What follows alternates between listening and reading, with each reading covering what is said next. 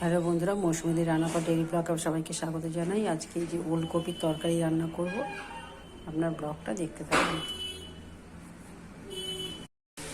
এই ওলকপিতে চিংড়ি মাছ দিয়েছি ভেজে, তারপরে ওলকপি আর আলু ভাজা ভাজা করে এর মধ্যে নুন, হলুদ, ধনে গুঁড়ো, জিরে গুঁড়ো, ধনে গুঁড়ো দিয়েছি। এবার জিরে গুঁড়ো,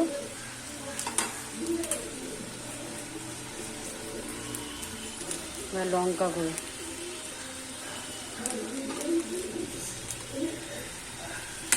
দিয়ে এবার মশলা দিয়ে কষাবো।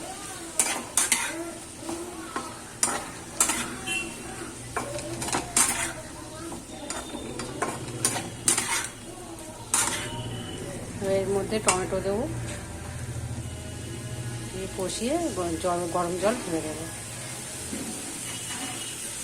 ব্লগটা দেখতে পাবো। এই যে বন্ধুরা, আমার ওলকপি চিংড়ি মাছ দিয়ে তরকারি হয়ে গেছে, আলু দিয়ে ওলকপি দিয়ে। করে খেয়ে দেখবেন কেমন লাগে। আমাকে লাইক সাবস্ক্রাইব করবেন, সুস্থ থাকবেন, সাবধানে থাকবেন।